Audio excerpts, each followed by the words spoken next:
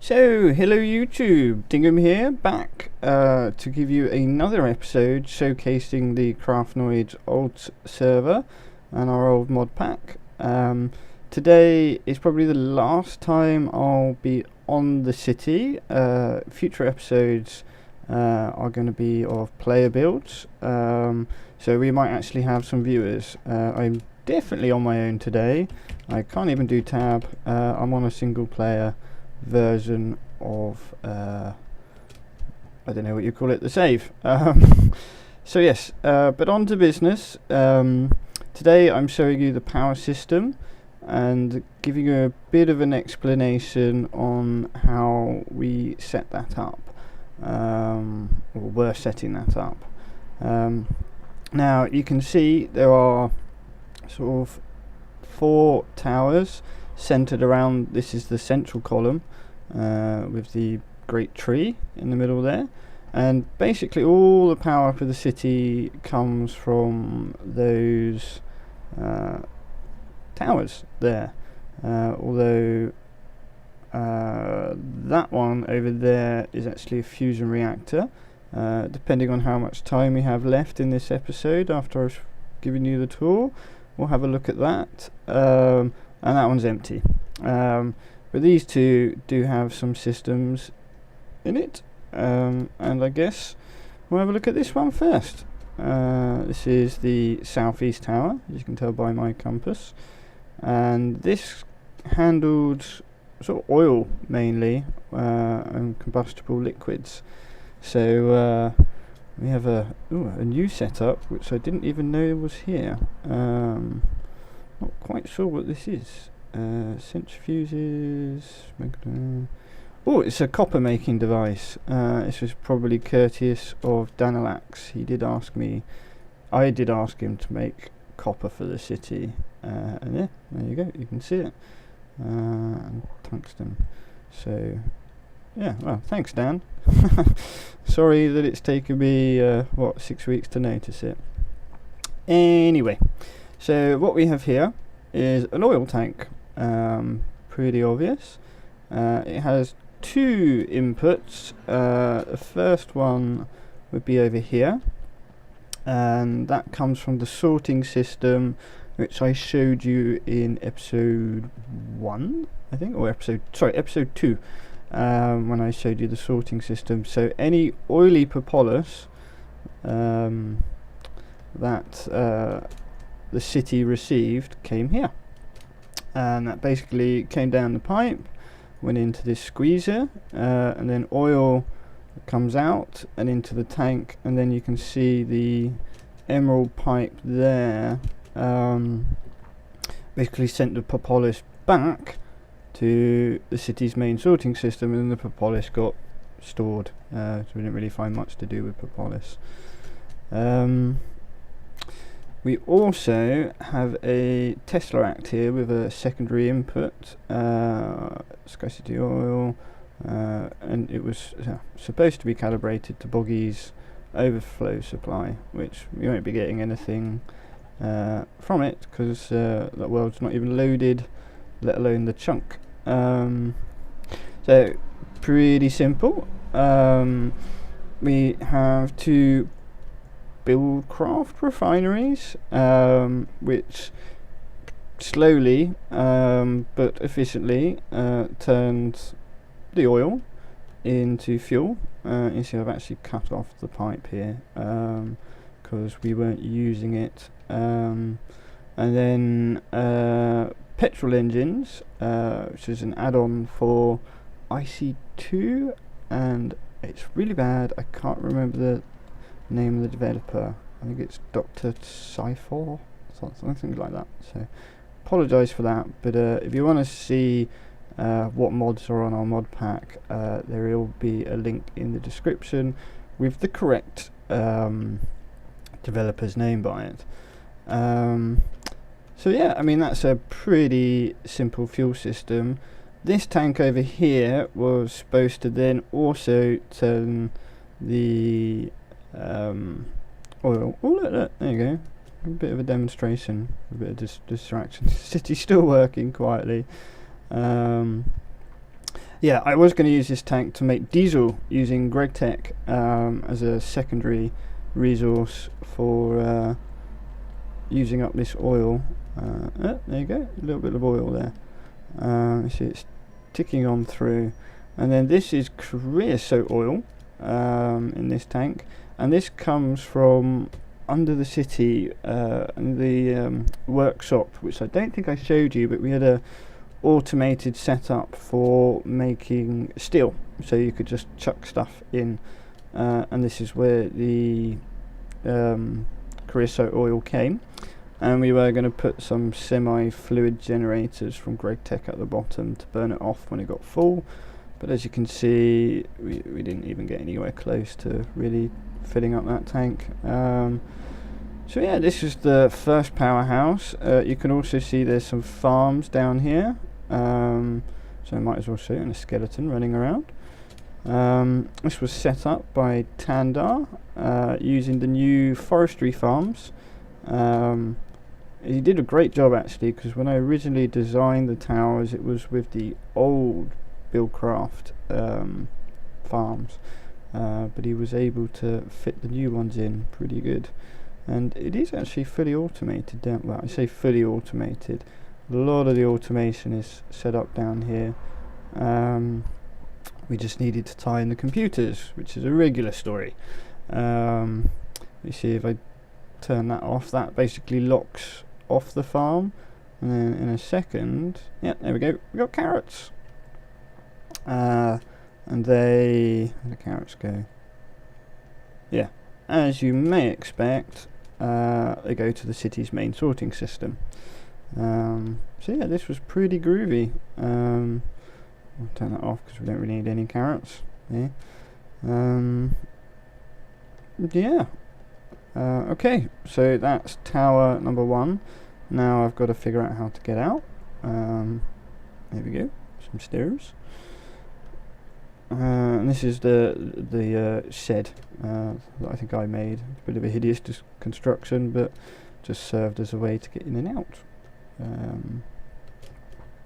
So the next tower we will look at is the one with the windmill over there, which is where the power came from to power some of the systems like the red power sorting machine.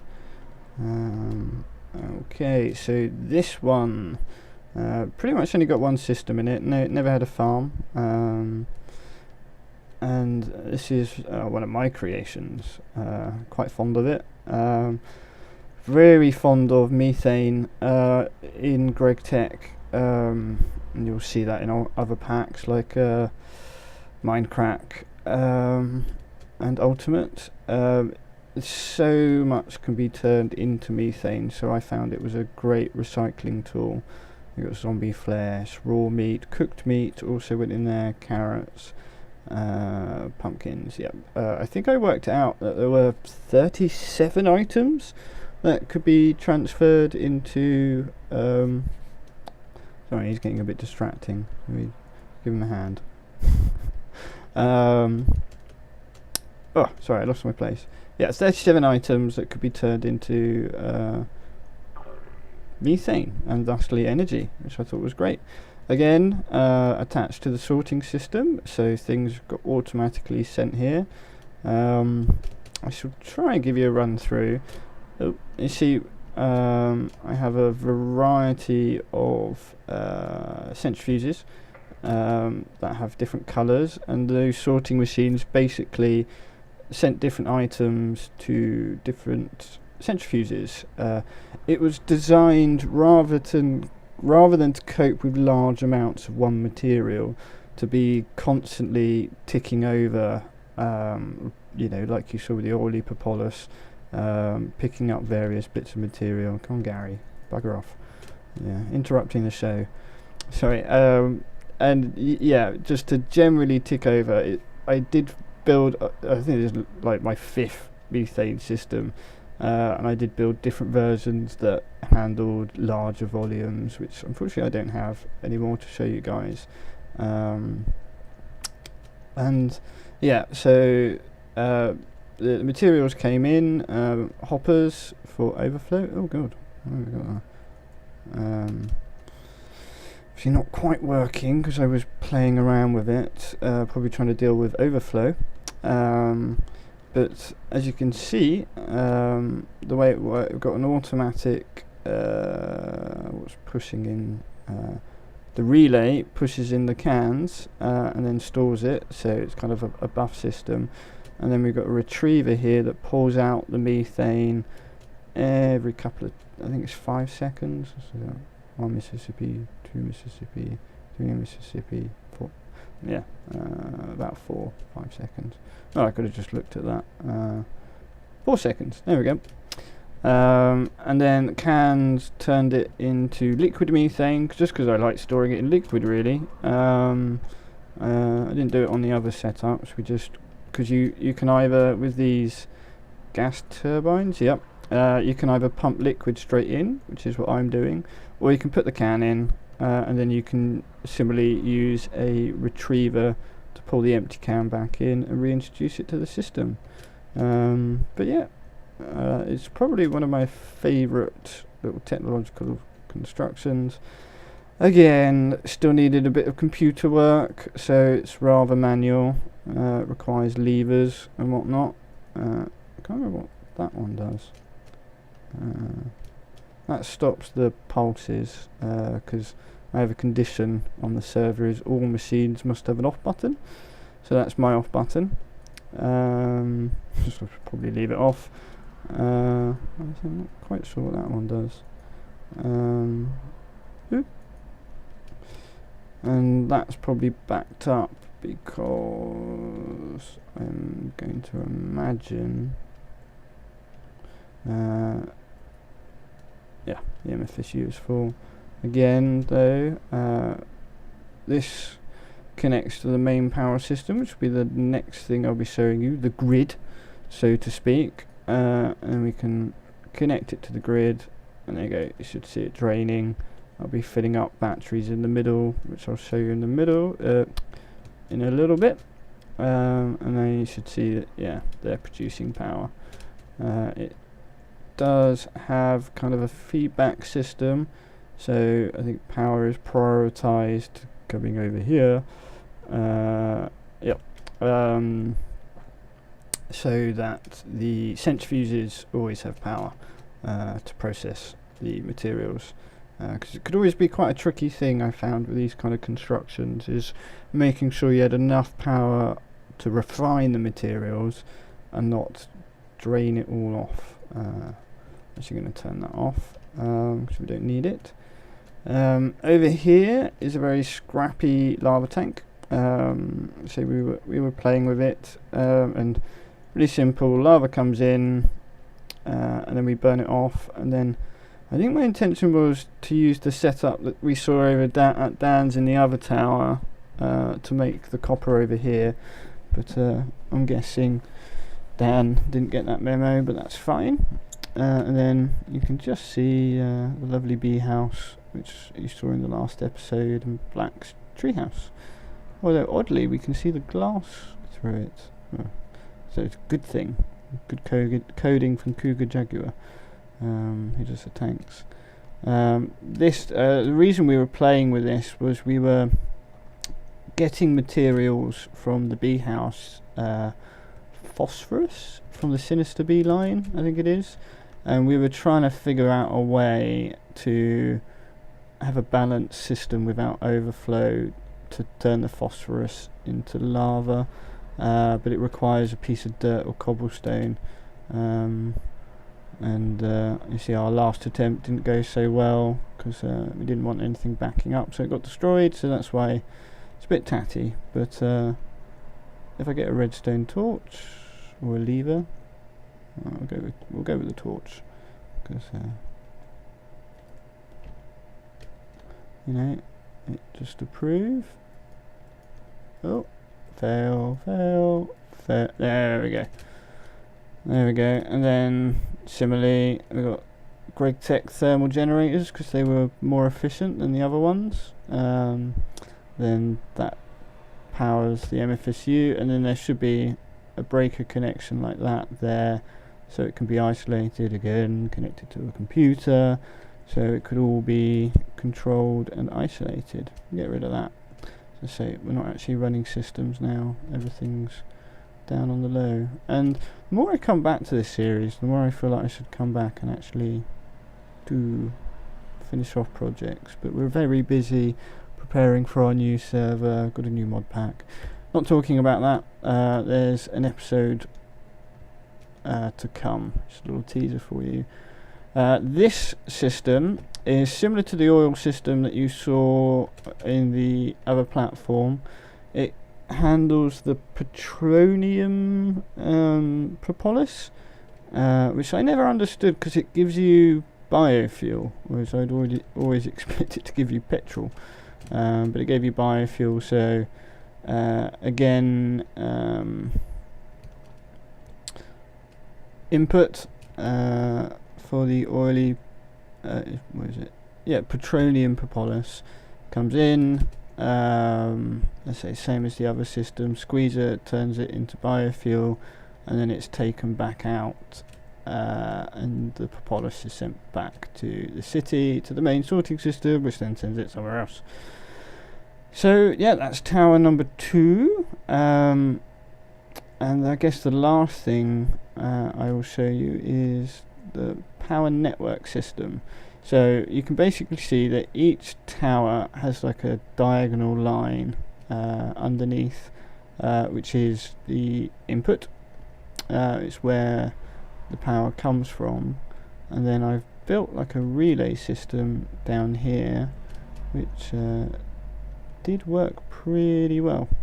So you see we have 2 EU splitters, and the reason we have 2 is one sends power to the city, and then one sends power to the matter fab, which I shall show you in a minute as we get closer in. So I think top was matter fab. I think at the moment it's sending power to the matter fab, and then you can see we've got bundled cable, and according to the thing, a wooden plank, but that I assure you that's a blue cable, not a wooden plank cover. And then in addition to the ability to send power inwards to the matter fab or outwards to the other platforms, which is this part, each platform has an isolator. They've got manuals at the moment, so we could cut power to specific platforms. And then if we work our way around, we have the controller computer, which has its cable behind, which did it have a, yeah, it just had a listening program, listening for commands from Build Brother, supposed to be Big Brother, which is in the Founders Tower, which I haven't shown you yet, so there will be another episode on Sky City, because there's some pretty cool features to show you in there. And then each platform you can see has its own MFSU as a buff, and yeah. And I think the last thing I'll show you was our matter fab, which we never really got running because we never really got to that stage with the city. So once again we have input from the city, and then a sorting machine which pumps out. And you're probably thinking this looks really elaborate, but basically the way this works is GregTech allows for lots of different amplifiers. So what this is doing is, if there is an amplifier present in the chest, it basically stops. Sorry, there's an amplifier present in the chest, or if there's an amplifier present in the hoppers, it stops this thing from working, which basically just creates scrap. Scrap metal. No, just scrap. So that way, this system only ran when we didn't have any other type of amplifier, because scrap was possibly the worst amplifier you could use for a matter fab. So yeah, that's the power system. I was pretty happy with it. In fact, yeah, I think I had the manual override off, so in theory we should see some scrap coming out in a minute to fill up that hopper, and then when that hopper gets full, it should stop production. Ooh, look, we've got UU matter. What do you know? So why aren't I getting any scrap out? Probably because there's a power issue. Yeah, the recycler seems stuck, but not to worry. Anyway, that's it for today's episode. I hope you enjoyed. We will be back, or I will be back with another episode, I say probably covering the Founders Tower, which is... I'm going to have to break glass to get out, because I don't have Forge Essentials on this, which is the big tower, which I think I skipped over. But this is where the founders all had their own apartment, and also City had its control room. That's the control room there, just loading in. And the apartments are here. It will load in. Yeah, we're going to look at this next episode. So until then, YouTube, see you later.